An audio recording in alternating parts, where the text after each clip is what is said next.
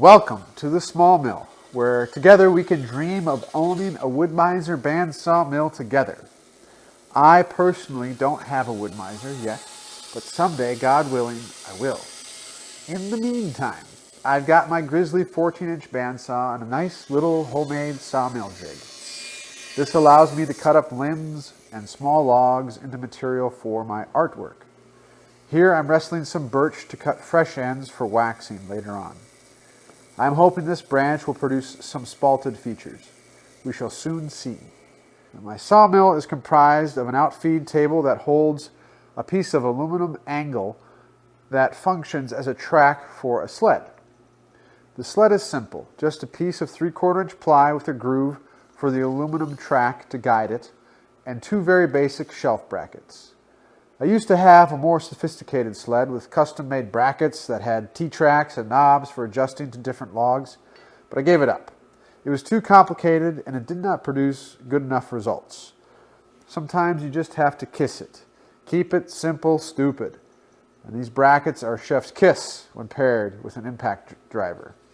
They get the job done really well, in fact.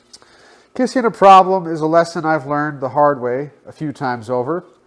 I overcomplicate processes in the shop because complexity is something I like to indulge, and in my insecure mind, somehow I equate complexity with an impressive degree of quality. If I can do it the complex way, that means, I'm truly skilled and my work is more valuable, and I've arrived somehow as a woodworker.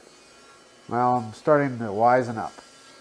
Before getting carried away with a complex solution to a design or joint problem, I now ask myself, what's the simplest, minimally viable solution to this problem?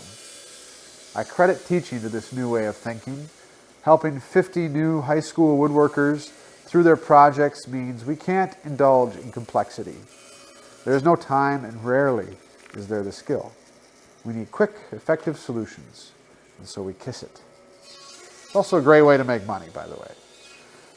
I used to have an in-feed table to this setup, but I found that a simple roller stand works fine, and it frees me to use my standard fence on the bandsaw, which you'll see here in just a second.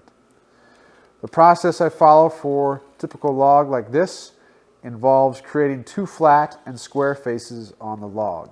The orientation of those faces is determined by a few factors, like the curve of the log, if there's a crotch, or if there's any flaws that I want to avoid. This log has a small crotch, so I'm cutting up the log so as to highlight that crotch grain. You know, one of the trickiest things I have to navigate as a high school shop teacher is when we are out at the school's Woodmizer cutting logs and we have the opportunity to cut some crotches. It's pretty hard to keep a group of kids on track and focused while giving lecture and instruction on how to highlight crotch grain. Go figure.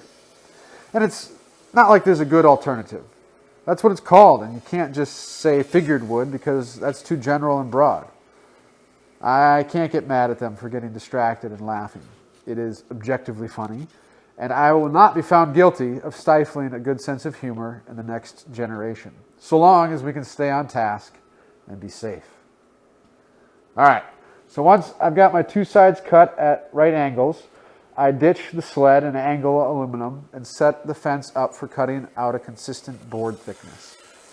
I think I opted for 1 inch in this case. That will produce two book-matched sets that you'll see in the end.